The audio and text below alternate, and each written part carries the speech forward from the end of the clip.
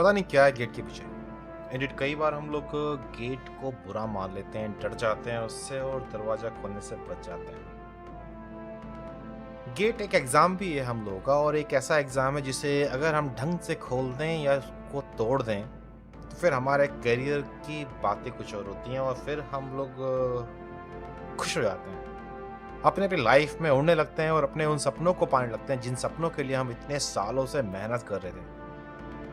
ये सीरीज मैं जो शुरू कर रहा हूँ, इस सीरीज के अंदर हम लोग कुछ पुराने क्वेश्चनों को ही देखेंगे और उन क्वेश्चनों के साथ अपनी कुछ मेमोरीज याद करेंगे और कुछ रिवाइज करेंगे। कुछ आप करोगे, कुछ मैं कराऊंगा, ताकि हम लोग बन सकें सुपर हीरो। इंडियट जो भी हम करने वाले हैं, जानकारी तो हमें पहले से है, बस हम अपने आप को अंडर एस्टिमेट करते रहते हैं कि हमें नहीं पता। मेरा काम है आपको ये याद दिलाना कि आप हो कौन, और आपको तैयार करना उस आने वाली जंग के लिए जिस जंग का नाम है गेट, नेट और ऐसे ही दूसरे एग्जाम। इंडियट ये तैयारी बहुत शॉर्ट, एक्यूरेट, फास्ट और एफिशिएंट वे में होने वाली है। आपको वो सभी हथियार मिलने वाले हैं जिन हथियारों की जरूरत आपको लड़ाई में पड़ेगी।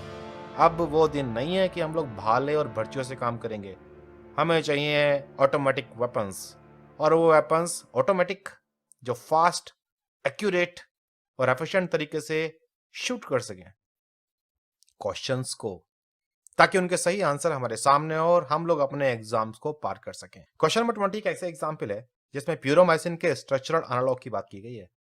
अब प्यूरोमाइसिन का अगर स्ट्रक्चर आप देखो तो देखिए, ये है प्यूरोमाइसिन और ये है एक ट्रांसफर आरएनए जिस पर अमीनो एसिड लगा हुआ है, और अमीनो एसिड वाले पार्ट को फोकस कीजिए दोनों का। तो कोई अमीनो एसिड का स्ट्रक्चर ऐसा याद आया आपको? एक्चुअली दो अमीनो एसिड ऐसे हैं जिनके स्ट्रक्चर इससे मैच करते हैं। ट्रांसफर आरएनए में जो सामने आपको दिखाई दे रहा है, नो डाउट ये फिनाइल एलेनिन है, लेकिन जो प्यूरोमाइसिन में स्ट्रक्चर है वो फिनाइल एलेनिन या टायरोसिन उनके जैसा मैच कर सकता है। अब क्वेश्चन को देखिए, जो एनालॉग पूछे हुए हैं वो एलेनिन, टायरोसिल, मैथ्योनिल और ग्लाइसिल। क्या कंफ्यूजन बाकी है क्या? अभी भी क्या आंसर मारने वाले हो? बट ऑब्वियस है, टायरोसिल ट्रांसफर आरएनए के जैसा है दिखने में, और इसीलिए राइबोसोम कंफ्यूज हो जाता है, समझ में नहीं आता कि ये ट्रांसफर आरएनए है या कुछ और गलती से प्यूरोमाइसिन को वो अपनी ए साइट पे एंट्री करा लेता है, जिससे राइबोसोम का बैंड बच जाता है और ट्रांसलेशन रुक जाता है। ये फोटोग्राफ एलिस इन वंडरलैंड का है, और एलिस इन वंडरलैंड में जो एक कैरेक्टर था उसका नाम था हैटर। हैटर मतलब वो आदमी जो हैट बनाता है। पुराने जमाने में जब हैट्स का बहुत शौक था तो लोग हैट को बनाने के लिए, लाल रंग लगाने के लिए मरकरिक ऑक्साइड का इस्तेमाल करते थे। बाद में समझ में आया कि जो हैट बनाने वाले लोग हैं वो पागल हो जाते हैं धीरे धीरे, और अब हम जानते हैं कि उस पागलपन का रिलेशन है एक एंजाइम के साथ। इंडीड इन 4 एंजाइम में से एक एंजाइम ऐसा है जिसके लिए मरकरी भी खतरनाक है और आर्सेनिक भी। मरकरी को आर्सेनिक दोनों ही इस एंजाइम को इनहिबिट करते हैं और बड़ी प्रॉब्लम हो जाती है उससे। ये रिवीजन है तुम्हारे ग्लाइकोलिसिस, टीसीए और उनके बीच के कनेक्शन का। उनके बीच का कनेक्टिंग लिंक था पायरुवेट डीहाइड्रोजिनेज एंजाइम कॉम्प्लेक्स। एक बड़ा सा एंजाइम कॉम्प्लेक्स है, इसमें 3 एंजाइम होते हैं, E1, E2, E3, और यही वो एंजाइम है जिसको मरकरिक और आर्सेनिक इनहिबिट कर सकते हैं। ये वो एंजाइम है जो ग्लूकोज से बने हुए पायरुवेट को, असिटाइल को एंजाइम ए में कन्वर्ट कर सकता है। अगर ये एंजाइम काम करना बंद कर दे तो नो डाउट है असिटाइल को एंजाइम ए की फॉर्मेशन पे बहुत बुरा फर्क पड़ने वाला है। ये एंजाइम माइटोकॉन्ड्रिया के मैट्रिक्स में रहता है। इसके खराब होने से न्यूरोलॉजिकल डिसऑर्डर भी होते हैं। इसलिए आर्सेनिक और मरकरी दोनों हमारे लिए पॉइजन है, क्योंकि ये दोनों इसी एंजाइम के ऊपर असर दिखाते हैं। फिर एक क्वेश्चन आता है, इनमें से कौन बायलेयर में नहीं है? चलिए, आपको अगर याद भी नहीं है तो अपने दिमाग में सोचो ना, बायलेयर वर्ड को दिमाग में बजाते रहो और साथ में ऑप्शन बोलते रहो। Bilayer cholesterol, bilayer PE, bilayer PS, bilayer triacylglycerol. घंटी तो बज जाएगी अपने आप।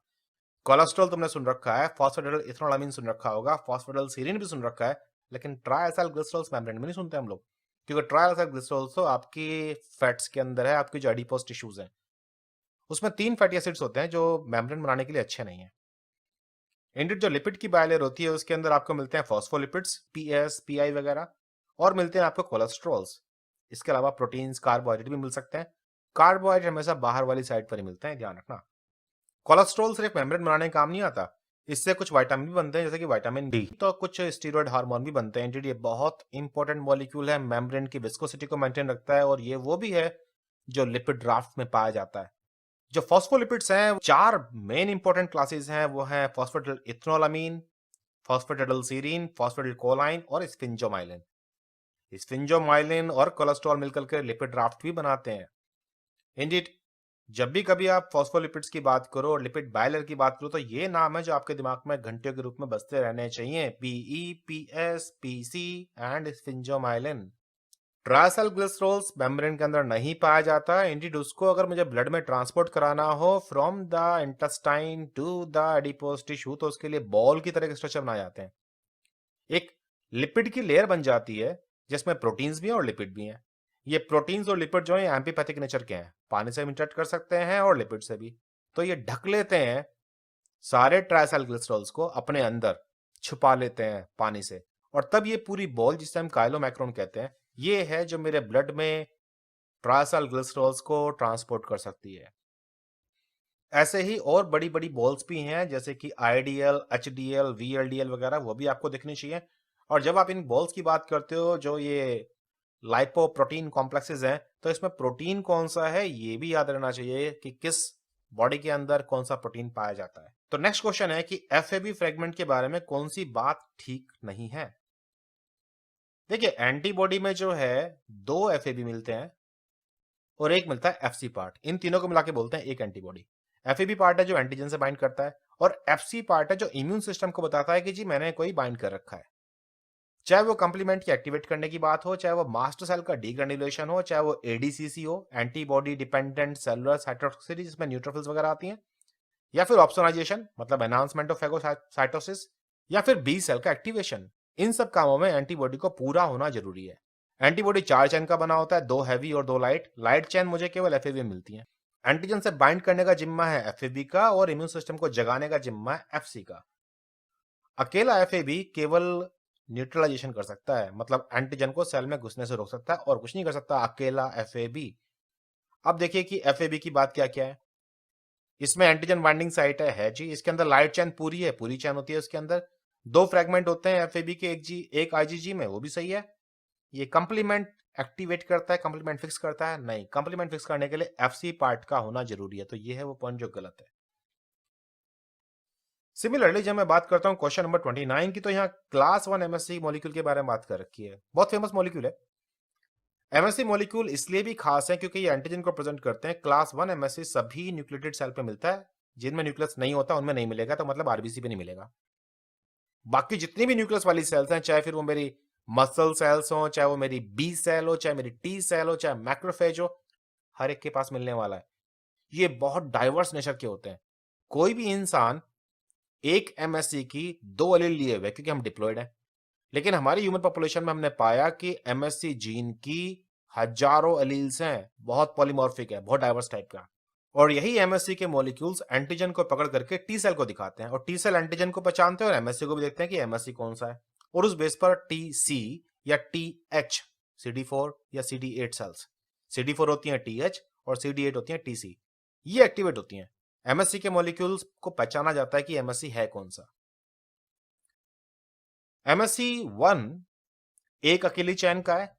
एक अलग से एक चैन आ गई है जिसका इस परिवार से कोई रिलेशन नहीं है, बीटा 2 माइक्रोग्लोबुलिन, और वो नॉन कोवेलेंटली चिपकी हुई है एमएससी 1 की अल्फा चैन के साथ, और इसको स्ट्रक्चरल स्टेबिलिटी प्रोवाइड कराती है। जबकि एमएससी 2 में 2 सेपरेट चैन है और दोनों ही एमएससी हैं, अल्फा बी और बीटा बी। देखिए एमएससी जीन जो है या एमएससी जो लोसाई है, उस लोसाई से बनने वाले प्रोडक्ट्स को हम लोग बोलेंगे एमएचसी प्रोडक्ट्स। बीटा 2 माइक्रोग्लोबुलिन उसका प्रोडक्ट नहीं है और वो नॉन कोवेलेंटली अटैच है। तो अब अगर हम ये बात देखें तो पॉलीमॉर्फिक है, टीसीआर से इंटरेक्ट करता है, सभी न्यूक्लियोटाइड सेल पर मिलता है, और बीटा 2 माइक्रोग्लोबुलिन कोवेलेंटली अटैच्ड है।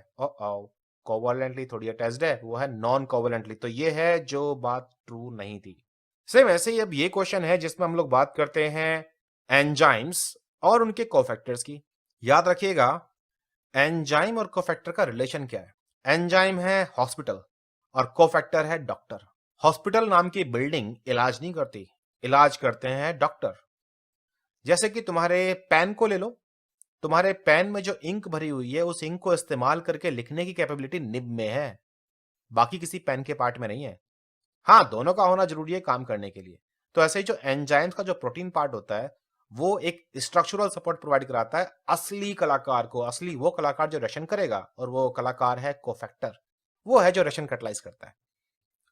ग्लिसरल्डिहाइड 3 फॉस्फेट डीहाइड्रोजिनेज, कुछ घंटी बजी नाम सुनकर के, ग्लाइकोलिसिस, ग्लाइकोलाइसिस में ये वो एंजाइम था जो सबसे पहला और इंडीड एकमात्र NADH बना रहा है। तो NADH बनाने के लिए इसको NAD पॉजिटिव नहीं चाहिएगा क्या? Q का 3। अब तुम अगर Q के 3 को ही ढूंढना शुरू कर दो तो ये तो एक ही ऑप्शन में है। हो गया सॉल्व।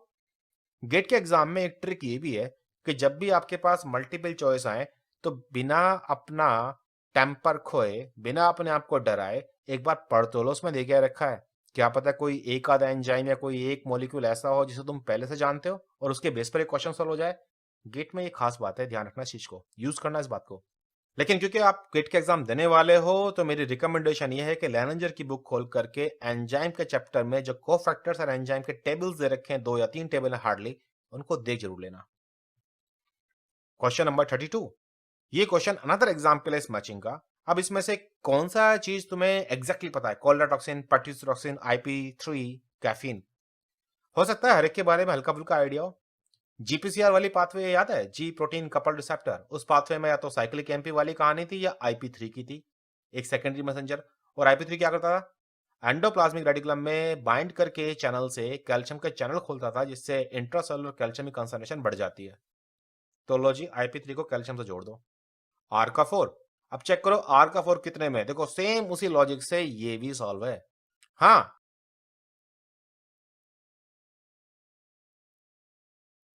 ये असल में कंट्रोल सिस्टम है सेल का। लेकिन अगर ये एंजाइम खराब हो जाए तो साइक्लिक एमपी बनेगा और बनकर जल्दी से डिग्रेड नहीं होगा। तो नतीजा, कैफीन पी करके आपकी सेल में साइक्लिक एमपी के लेवल बढ़ जाते हैं और यही है जो आपके मेटाबॉलिज्म को फास्ट कर रहा होता है। और यही वो कारण है से कॉफी पी करके आपकी नींद भाग जाती है। तो पर्ट्यूसिस और कोलरा, ये दोनों टॉक्सिन्स ऐसे हैं जो एक इंटेस्टाइन की सेल पे हमला करता है और एक आपके लंग्स की। दोनों के काम करने का मैकेनिज्म अपोजिट है, इफेक्ट सेम है। रिवाइज करना चाहिए ये चीजें कि कैसे कैसे क्या क्या होती हैं। GPCR को तो आपको जरूर याद रखना चाहिए कि कितने तरह के G अल्फा होते हैं, स्टिमुलेटरी, इनहिबिटरी वगैरह, और वो किस सिग्नलिंग को ऑन करते हैं। तो आपको ये भी याद होना चाहिए कि ये कोलेरा जैसे टॉक्सिन 2 यूनिट वाले होते हैं, जिनमें से एक यूनिट होती है रिसेप्टर से बाइंड करने वाली, जैसे कि इस केस में B है। रिसेप्टर मीडिएटेड एंडोसाइटोस के थ्रू टॉक्सिन अंदर आ गया, एंडोसोम में पीएच बदली तो टॉक्सिन का जो पार्ट है A वो बाहर निकल आया, उसने जाकर के G अल्फा की स्टिमुलेटरी यूनिट को ADP राइबोसाइलेशन कर दिया और इसे परमानेंटली एक्टिव कर दिया। अब ये इनहिबिट नहीं होने का, ये जाएगा एडिनाइल साइकिल से बाइंड करेगा और उसे भी परमानेंट एक्टिवेट कर देगा और इस तरीके से साइक्लिक एंजाइम को काम करने से और ये बड़े हुए लेवल अल्टीमेटली CFTR जैसे चैनल खोल देते हैं, वो जो क्लोराइड को बाहर निकाल देते हैं, जिसको हम लोग बोलते हैं दस्त हो गया यार। CFTR को थोड़ा सा और भी सोचना, क्योंकि ये सिस्टिक फाइब्रोसिस के साथ भी है क्लोरीन का चैनल। चीजें रिवाइज करनी जरूरी है जो जो यहाँ क्वेश्चंस के अंदर आ रही हैं। इंडियन आईफ्लाई क्लास के अंदर जो भी आप पढ़ते हो, यही बातें आपके पास एग्जाम में आने वाली होती हैं। ऐसा नहीं है कि जो आपने नेट के लिए पढ़ा है वो गेट में नहीं आने वाला। 70% सिलेबस दोनों का ओवरलैपिंग है और इसी वजह से हम लोग बायोकेमिस्ट्री, इम्यूनोलॉजी, मॉलिक्यूलर बायोलॉजी जो पढ़ते हैं वो यूनिवर्सल है। किसी भी एग्जाम में पहुंच जाओ आप बायोलॉजी के और वो आपको क्वेश्चन वहां रख के दिखाई देंगे। कभी ये मत सोचो कि अगर तुम तैयारी कर रहे हो आज नेट की तो फिर अब गेट की तैयारी नहीं चल रही। वही सेम टॉपिक सेम एंगल से मुझे दोनों जगह मिलने वाला है। इंडियन ICMR का JRF हो या फिर ICAR के भी बायोटेक वाले जो पेपर्स आते हैं या फिर DBT का JRF, हर जगह मुझे सेम टॉपिक्स घूमते हुए दिखाई देते हैं। आई फ्लाई क्लासेस में आप लोग को स्मार्ट तरीके से समझाया जाता है, पढ़ाया जाता है, स्काइप और व्हाट्सएप के थ्रू। बहुत अफोर्डेबल क्लासेस हैं, सप्ताह में कुछ दिन होती हैं। ये क्लासेस इस बात को सोच करके बनाई गई हैं कि जो लोग काम करने वाले हैं, जो लोग MSc कर चुके हैं और जो अपने MSc के फर्स्ट सेमेस्टर में भी हैं, सभी को ये एक बराबर फायदा दें। इंडियन बेस्ट टाइम जो होता है एग्जाम की तैयारी करने का वो ड्यूरिंग द MSc होता है, जब आप MSc कर रहे होते हो, क्योंकि उस टाइम आपका माइंड पूरी तरीके से तैयार है पढ़ने के लिए और बाकी बची कुछ जो कमी है वो हम पूरी कर देते हैं। क्लासेस ज्वाइन करने के लिए आप मुझे 9013902981 पर मैसेज ड्रॉप कर सकते हो और हम लोग कॉल करेंगे, समझाएंगे कि क्या क्या करना है, कैसे कैसे करना है। ये वीडियोस अगर सॉल्यूशंस आपको पसंद आते हैं तो इन्हें यूट्यूब पर लाइक करना मत भूलिए और चैनल को सब्सक्राइब कीजिए बड़ी सी बेल के साथ। आपके जो भी दोस्त तैयारी कर रहे हैं गेट एग्जाम्स के लिए, आप उनके साथ भी ये वीडियो शेयर कर सकते हैं। उनको भी फायदा दिलाओ यार, मिलजुल के काम करेंगे तो अच्छा होगा। सबका भला अपना भला, अपना भला तो सबका भला। और जानकारी के लिए आप iflynetgate.com को विजिट कर सकते हैं या फिर मुझे मेल लिख सकते हैं saplingeduTech@gmail.com पर। और इंडीड मैं आपसे बोलूंगा कि आप अब लग जाओ एग्जाम में। गेट का एग्जाम ज्यादा दूर नहीं है लेकिन मुश्किल भी नहीं है, डर निकाल दो और याद रखो कि टाइम आ चुका है अब आपका खड़ा होने का, अपने एग्जाम्स को क्लियर करने का, और अपने मन से ये बात निकालने का कि आप ये काम नहीं कर सकते या ये काम बहुत मुश्किल है। अब जब आई फ्लाई या साथ तो भला डरने की कौन सी बची अब बात। Thank you.